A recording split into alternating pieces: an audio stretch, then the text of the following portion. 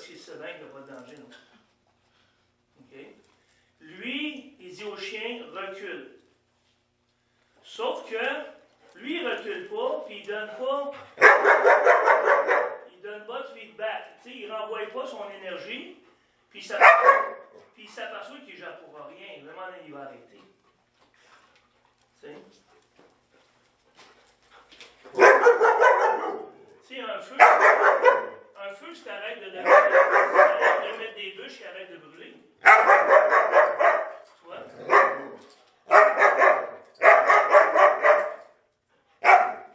Puis la queue qui bouge vite de même, c'est du stress. C'est pas parce qu'il est de bonne humeur. Se pencher comme ça, c'est parce qu'il n'est pas très très sûr, puis il veut montrer à l'autre chien qu'il ne veut pas le confronter, puis qu'il ne veut pas se battre avec. Par contre, si un chien courait après parce qu'il veut s'amuser avec, ça ne veut pas dire qu'il ne mordrait pas pour se défendre. Ça dépend de ce que l'autre chien va faire.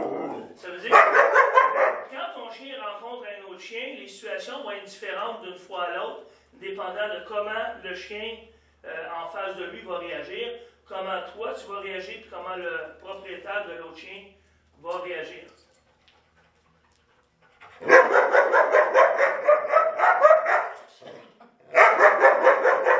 Beaucoup de gens vont penser que c'est de la protection.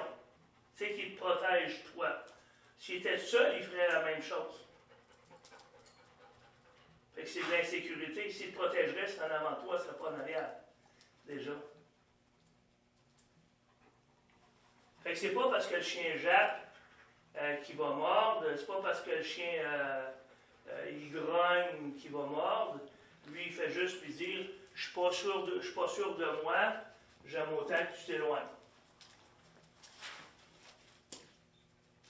Sauf que quand tu croises quelqu'un dans la rue, la situation ne dure pas tellement longtemps, fait qu'il reste sur son niveau de stress élevé. Tandis que là, il a le temps de s'apercevoir que finalement, il n'est pas dangereux. C'est comme si je te plaçais dans l'enclos d'un tigre qui est totalement apprivoisé puis qui n'a pas de danger avec les humains.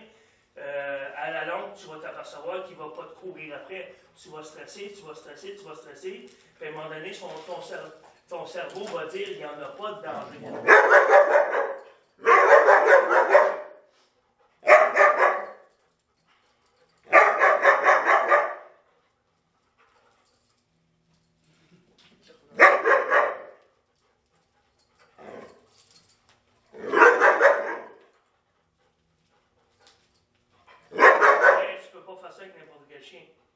Parce que si lui, j'appelais en tour, il maintiendrait le niveau de stress élevé, il ne finirait pas par calmer le même. Fait que selon la façon que tu lis le chien, beaucoup de personnes vont voir un chien dangereux. Ah bon? Puis en réalité, c'est juste un chien qui a besoin de réapprendre à faire confiance aux autres chiens. C'est sûr que je ne vais pas décider de le mettre avec n'importe quel chien qui est gentil, qu'on va le mettre lousse, puis que le chien lui saute là-dessus, puis que là, il va apprendre que oui, finalement, je peux me faire mal par un chien. Il a encore bien peur. Hein? Coco, t'es ton ami. T'es un ami. C'est l'eau. Là, qu'est-ce qui se passe dans sa tête?